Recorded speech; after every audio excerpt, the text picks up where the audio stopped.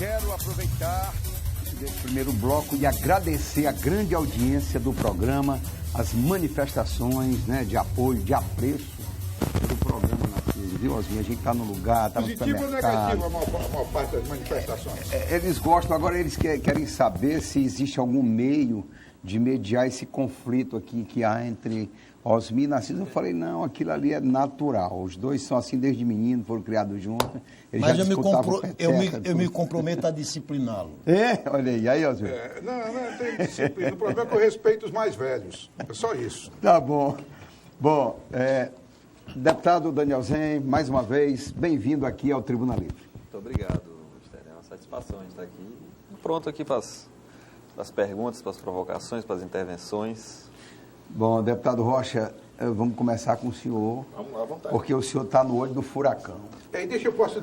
Pode? À vontade, Osmi. E eu vejo no Narciso que era um tema do Narciso, mas o Narciso complementa.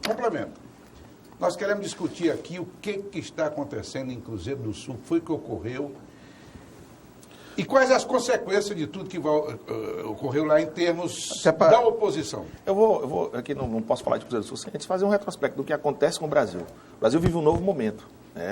Nós vivíamos uma política que, aliás, a população como um todo, acho que a grande maioria não acreditava mais em justiça, não acreditava mais na política mesmo.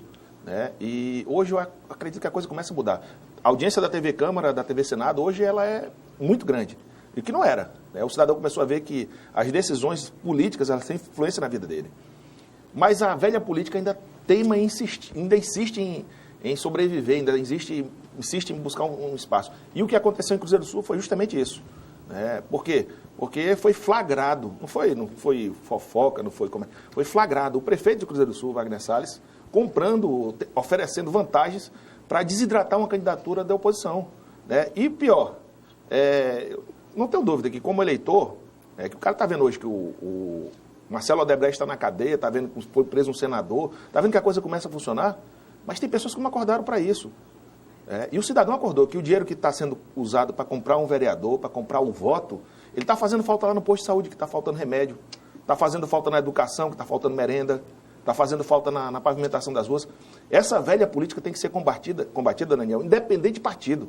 Porque não adianta, tem bandidos até dentro das igrejas, infelizmente é isso. Mas o cidadão, ele, graças a Deus, eu acredito nisso.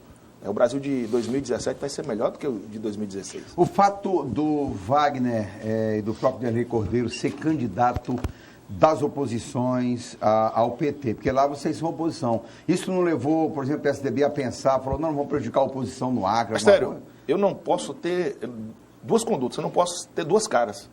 E se eu reprovo uma conduta num partido que eu sou oposição, eu não posso admitir de um aliado meu, de alguém que está do nosso lado. Acho que bandido não tem cor partidária. Bandido é bandido. Crime é crime, não tem cor partidária. Da mesma forma que eu reprovo o Mensalão, o Petrolão, eu tenho que reprovar essa atitude do prefeito Wagner Salles. Ou então eu estaria sendo hipócrita na política e só vendo erros, defeitos no partido dos outros. E eu não estou nem me referindo ao PT, não. Tem erros em todos os partidos. Todos os partidos. O deputado Daniel Zen, qual é a análise que o PT, que vocês estão fazendo desse episódio de Cruzeiro do Sul?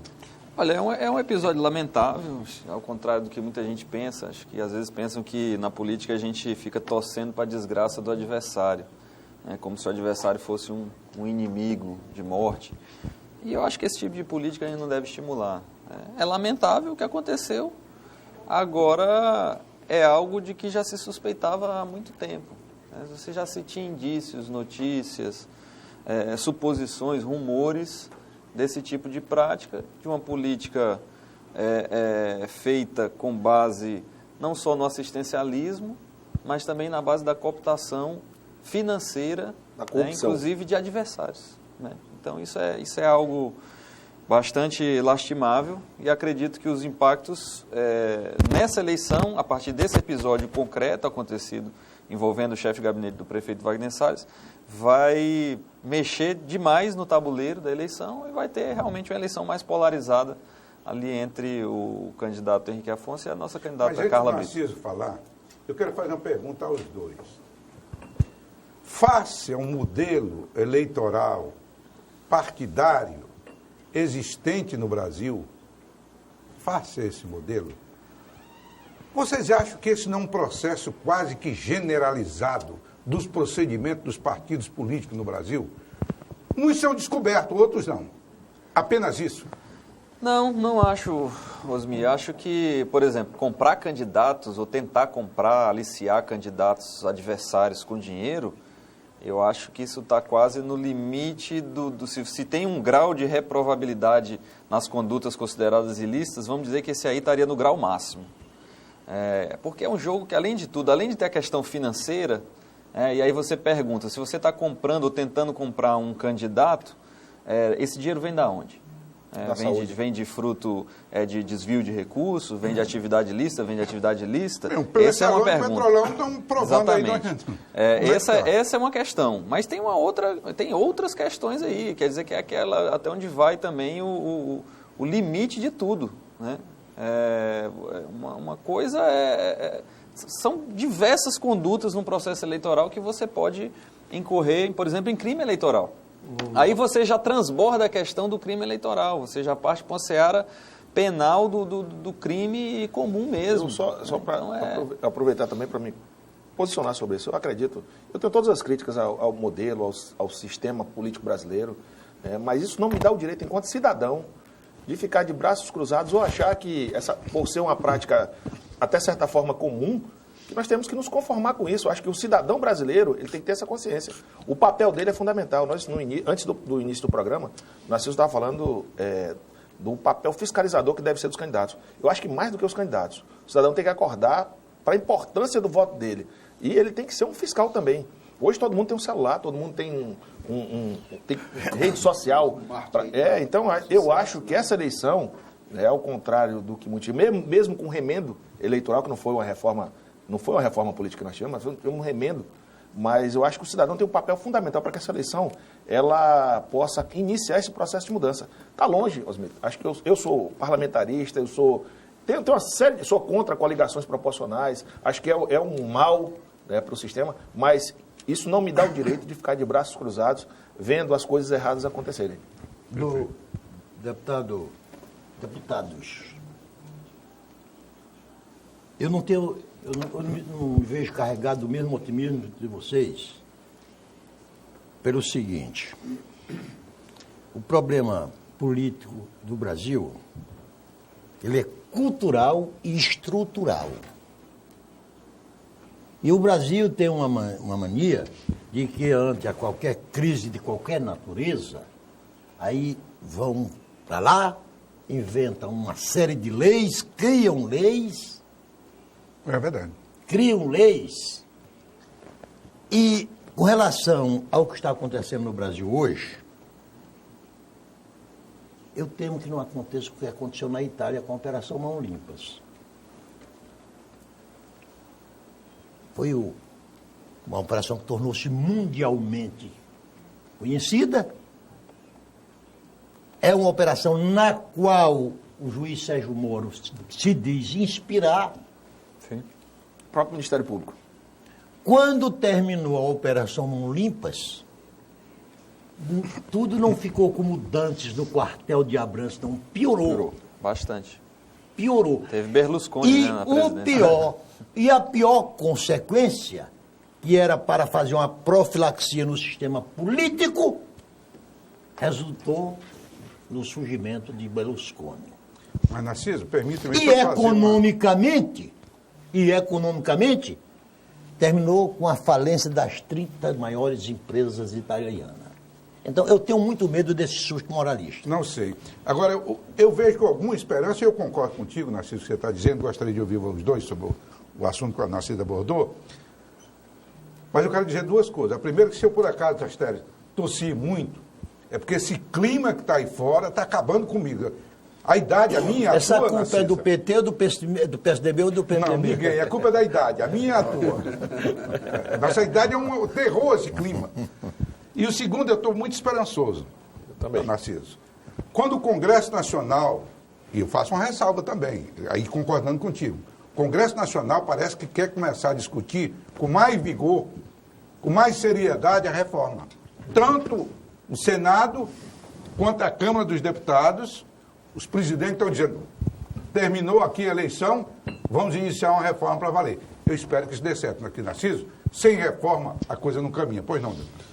Eu estou muito otimista. Como eu disse, o Brasil está vendo um momento de transição. Acho que o eleitor está mais consciente, o cidadão está mais consciente. Não acredito que aconteça a mesma coisa que aconteceu na Itália, porque, primeiro, nós temos um fenômeno aí que não existia. São as redes sociais, o povo está mais conectado com tudo que está acontecendo.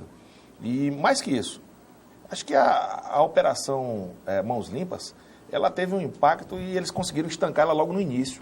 A Lava Jato não foi estancada no início. A Lava Jato já levou para a cadeia mais de 100. Nós estamos esperando aí com a delação do Eduardo Cunha, que certamente virá.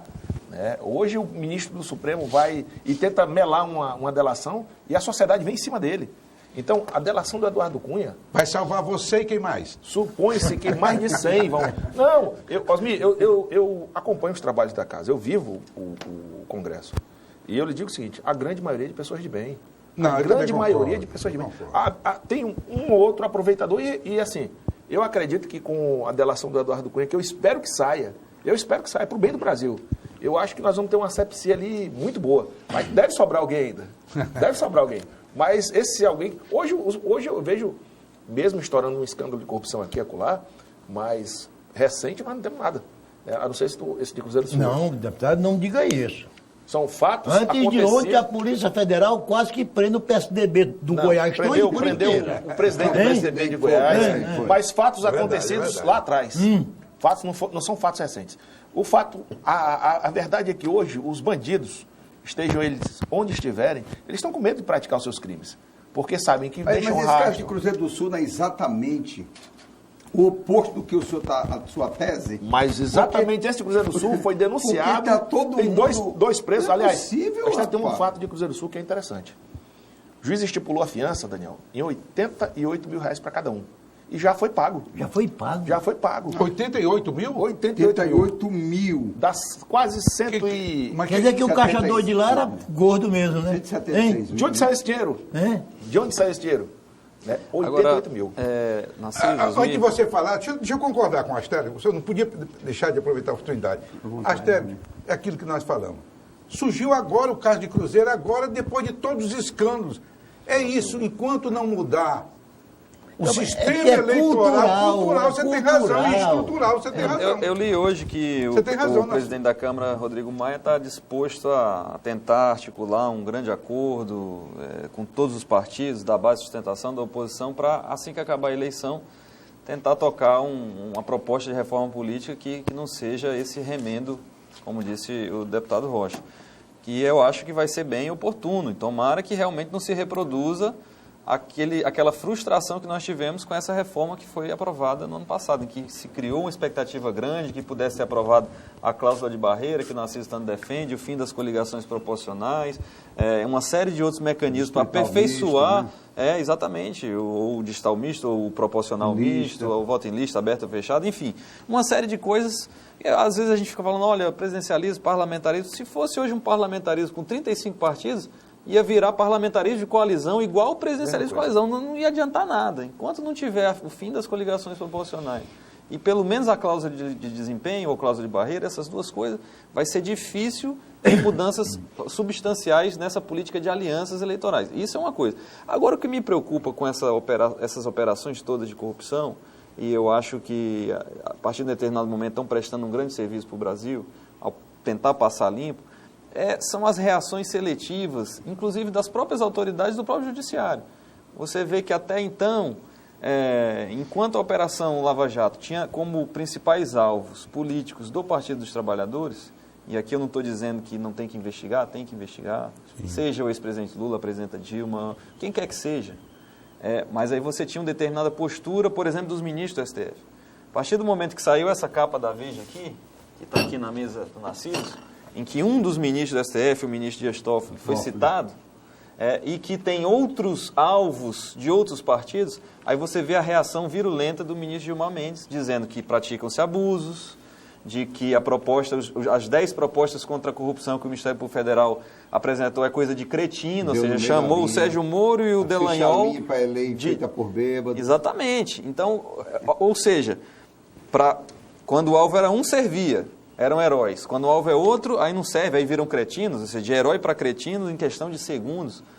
E a reação dele foi correta, porque nesse caso específico aí do ministro Toffoli, se você lê a matéria, ela não tem nenhuma relação com a capa. Mas tu me permita... Foi uma ilação assim, altamente irresponsável para macular a imagem do Supremo Tribunal Federal. Daniel, eu não sei se você concorda que em toda essa operação, todos nós, todo brasileiro apoia a operação. O que nós não apoiamos, muitas vezes reagimos... São os abusos, São os né? abusos e excessos. Só que os abusos e excessos viraram regras. Tá, mas eu vou Esse dizer... é o problema. Quando o Gilmar Mendes, e eu não estou aqui para defendê-lo, claro que não, ele fez esse negócio de cretino, porque realmente tinha a lei da corrupção tinha um troço lá do maior absurdo. Narciso, por exemplo, ele diz o seguinte... Validar provas colhidas ilicitamente. Validar provas colhidas ilicitamente, desde que com boa vontade... Boa fé.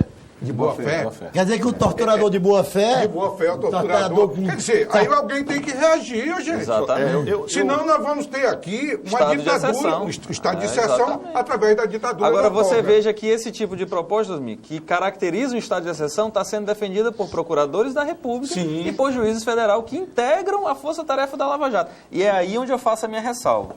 Não sou contra a Lava Jato, não sou contra as investigações de corrupção. Eu só acho que tem que ter o mesmo peso, a mesma medida para todos os investigados, indistintamente, independente de partidos, e que esses excessos sejam repudiados, independente de quem está sofrendo o abuso. Exatamente. Porque se você reage quando o excesso é contra um ministro do STF, mas você não reage quando o excesso é contra um político, seja de qualquer partido, do PT, do PSDB, do PDT... Aí é como diz, quem muito se abaixa, os fundos mostra. Então eu acho é você flertar com o perigo.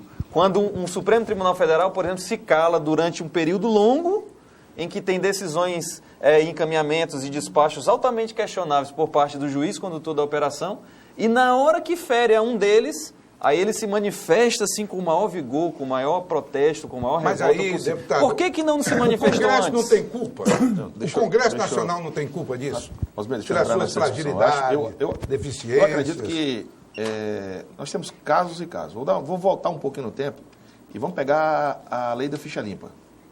Se você for analisar sob o ponto de vista jurídico, se você for analisar o que diz a doutrina, ela seria inconstitucional. Claro, porque ela fere o princípio da presunção de inocência.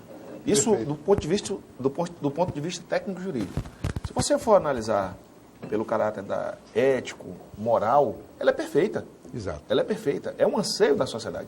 Agora, nós temos que tomar muito cuidado, e aí eu vou concordar com o Daniel Zen, de não transformar esses anseios, não permitir que esses anseios que são legítimos da sociedade, eles se transformam em instrumentos de uma categoria, para montar o que você falou, uma ditadura da toga, uma ditadura do Ministério Público. Não é isso. Acho que o problema, nós temos que ter o cuidado, e o Congresso tem que ter esse cuidado. Exatamente. Eu sou totalmente a favor da lei do ficha limpa. Mesmo sabendo que juridicamente, pelo menos na questão técnico-jurídica, ela teria em tese, o Supremo validou ela, mas em tese ela teria problemas, porque ela fere um princípio que é constitucional, que é o princípio da presunção de inocência.